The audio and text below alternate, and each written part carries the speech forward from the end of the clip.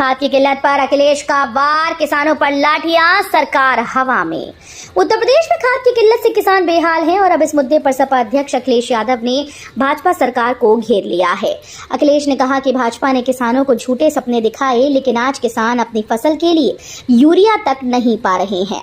अयोध्या समेत कई जिलों में किसानों की लंबी लंबी लाइनें लगी हैं, लेकिन खाद नहीं मिल पा रही।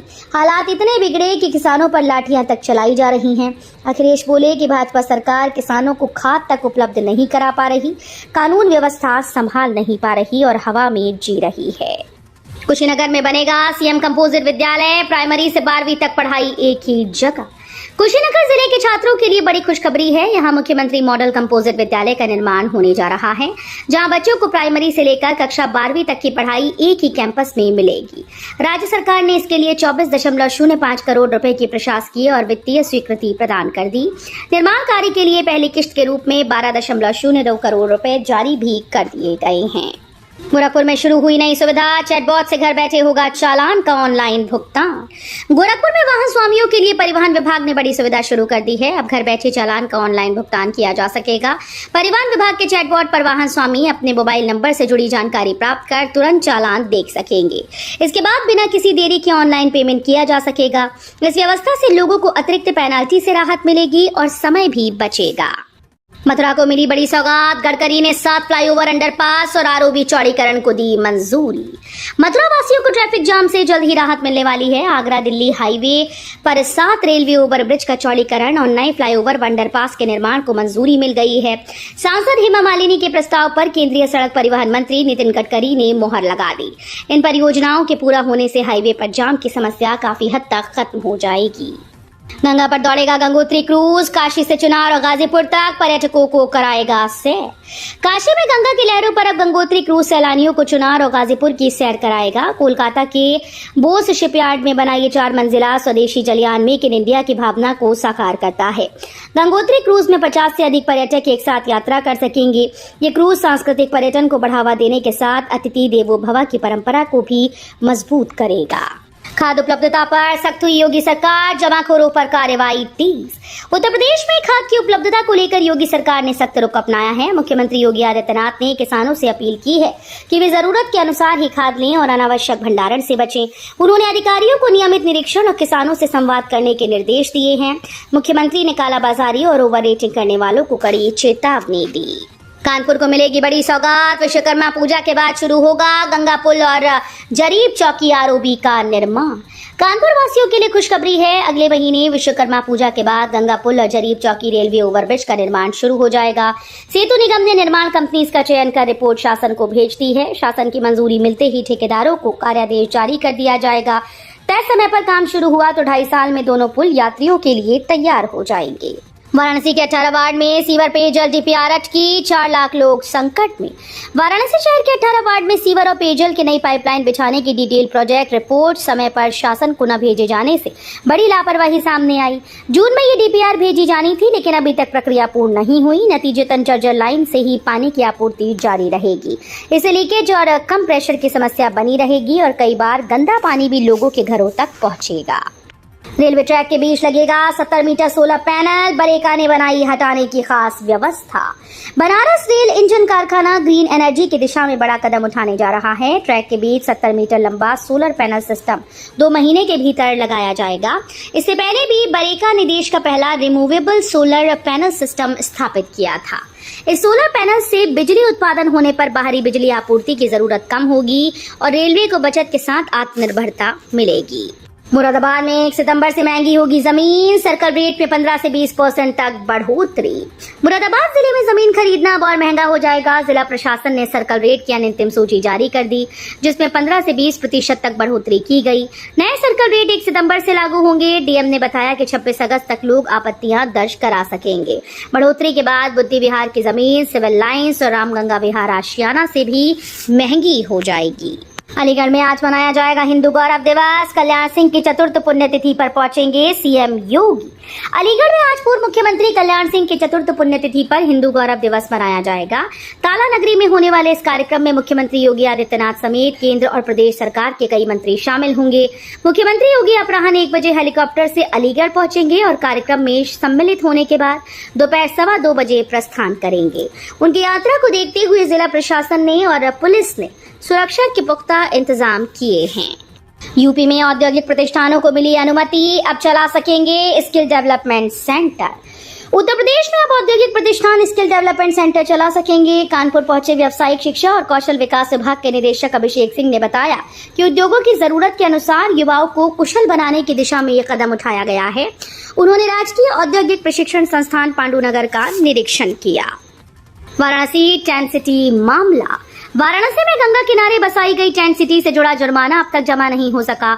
इस लापरवाही पर मंगलवार को राष्ट्रीय हरित अधिकरण में सुनवाई हुई। करीब 7 मिनट तक चली सुनवाई में एनजीटी ने यूपी सरकार से पूछा कि अब तक जुर्माने की राशि क्यों नहीं वसूली गई। इस पर सरकार ने अतिरिक्त समय की मांग की। ट्रिब्यूनल ने मामले की अगली सुनवाई की तारीख 8 अक्टूबर तय की। गौरतलब है कि टेंट सिटी चलाने वाली कंपनीज पर जुर्माना लगाए जाने के बावजूद 2 साल बाद भी वसूली नहीं हो सकी। यूपी में फर्जी डिग्री वाले 22 शिक्षक बर्खास्त, वेतन वसूली और एफआईआर का आदेश। उत्तर प्रदेश के शिक्षा विभाग में बड़ा फर्जीवाड़ा पकड़ा गया। सहायक अध्यापक पदों पर हुई नियुक्तियों की जांच में 22 शिक्षकों के प्रमाण पत्र फर्जी पाए गए। माध्यमिक शिक्षा विभाग ने इसकी सेवाएं तत्काल समाप्त करने के साथ ही अब तक मिले वेतन की वसूली का आदेश दिया। इसके साथ ही सभी पर एफआईआर दर्ज कराने के निर्देश भी दिए गए। कानपुर में शिक्षकों का प्रदर्शन, लंबित समस्याओं को लेकर डीआईओएस कार्यालय में धरना। कानपुर में माध्यमिक विद्यालयों के शिक्षकों ने लंबित समस्याओं के समाधान न होने पर जोरदार प्रदर्शन किया। उत्तर प्रदेश माध्यमिक शिक्षक संघ के आह्वान पर बुधवार को शिक्षकों ने जिला विद्यालय निरीक्षक कार्यालय चुन्नीगंज में धरना दिया। प्रदेश उपाध्यक्ष हेमराज सिंह गौर ने चेतावनी दी कि यदि जिला और मुख्यालय स्तर पर शिक्षकों की समस्याओं का जल्द निराकरण न किया गया तो आंदोलन को सड़क पर उतरकर और भी तेज किया जाएगा। खाद्य उपलब्धता पर कृषि मंत्री का आश्वासन, बोले जमाखोरों पर कड़ी कार्रवाई जारी। यूपी में खाद की उपलब्धता को लेकर फैली अफवाहों के बीच कृषि मंत्री सूर्य प्रताप शाही ने साफ किया कि प्रदेश में खाद की कोई किल्लत नहीं है। उन्होंने आंकड़े पेश करते हुए बताया कि किसानों को पर्याप्त मात्रा में खाद उपलब्ध कराई जा रही है। मंत्री ने कहा कि जमाखोरी और कालाबाजारी करने वालों पर सख्त कार्रवाई की जा रही है। श्रावस्ती में यूरिया बिक्री में लापरवाही बरतने पर जिला कृषि अधिकारी को निलंबित किया गया। कासगंज में बर्ड फ्लू को लेकर सतर्कता, रामपुर से मुर्गी लाने पर रोक। कासगंज जिले में बर्ड फ्लू को लेकर सतर्कता बढ़ा दी गई। रामपुर जिले से मुर्गी और चूजे लाने पर पूरी तरह से रोक लगा दी गई। पशु चिकित्सा विभाग की टीम लगातार निगरानी कर रही है और जिले के मुर्गी फार्म से सैंपल लेकर जांच के लिए भेजे जा रहे हैं। अधिकारियों का कहना है कि संदिग्ध मामला सामने आते ही तुरंत बचाव के उपाय किए जाएंगे। टेंट सिटी मामला, कंपनी से जुर्माना नहीं वसूल पाई यूपी सरकार, एनजीटी से मांगा समय। वाराणसी टेंट सिटी मामले में यूपी सरकार अब तक अहमदाबाद की दोनों कंपनी से जुर्माने की राशि वसूल नहीं कर सकी। इस पर मंगलवार को राष्ट्रीय हरित अधिकरण में सुनवाई हुई। राज्य सरकार ने अतिरिक्त समय मांगा, जिसे स्वीकार करते हुए ट्रिब्यूनल ने अगली तारीख 8 अक्टूबर तय कर दी। सुनवाई 3 सदस्यीय पीठ चेयरपर्सन न्यायमूर्ति प्रकाश श्रीवास्तव, विशेषज्ञ सदस्य डॉक्टर ए सेंथिलवेल और ईश्वर सिंह के समक्ष हुई। अखिलेश का भाजपा पर वार, भ्रष्टाचार के रिकॉर्ड टूटे, मतदाता सूची और एफिडेविट पर उठाए सवाल। समाजवादी पार्टी के अध्यक्ष अखिलेश यादव ने भाजपा सरकार पर जोरदार हमला बोला है। उन्होंने आरोप लगाया कि भाजपा सरकार भ्रष्टाचार की सरकार बन चुकी है, जहां विधायक वसूली एजेंट की तरह काम कर रहे हैं और ऊपर से संरक्षण में रंगदारी का खेल चल रहा है। अखिलेश ने कहा कि कमीशनखोरी के कारण सड़कें धंस रही हैं, पुल और टंकियां टूट रही हैं, जिससे लोगों की जान खतरे में है। राम मंदिर निर्माण संघर्ष गाथा होगी अंकित, समिति अध्यक्ष ने दी प्रगति की जानकारी। अयोध्या में राम मंदिर निर्माण समिति की बैठक रामकथा संग्रहालय में तीसरे दिन भी जारी रही। बैठक से पहले समिति अध्यक्ष नपेंद्र मिश्र ने पत्रकारों से बातचीत में कहा कि श्री राम जन्मभूमि आंदोलन की संघर्ष गाथा मंदिर में अंकित की जाएगी, लेकिन किसी व्यक्ति विशेष का नाम नहीं जोड़ा जाएगा। उन्होंने बताया कि बैठक में परकोटा और लोअर प्रिंस से जुड़े कार्यों की समीक्षा की गई। धर्मपाल सिंह बोले, पंचायत और एमएलसी चुनाव से निकलेगा विधानसभा जीत का रास्ता।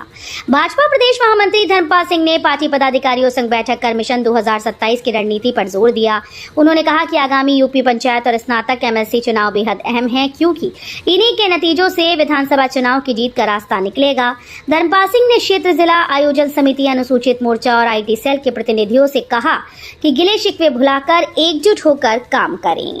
गोरखपुर की दुकानों पर सजे चीन अमेरिका के अंगूर, कीमत 400 रुपए किलो था। गोरखपुर में इन दिनों विदेशी अंगूर लोगों का ध्यान अपनी तरफ खींच रहे हैं। दिल्ली से मंगाए गए लाल और हरे अंगूर अमेरिका और चीन से आयातित हैं। दुकानदारों का कहना है कि अंगूर देसी किस्म की तुलना में अधिक चमकदार और बड़े आकार के होते हैं, इसलिए इनकी कीमत ज्यादा रहती है।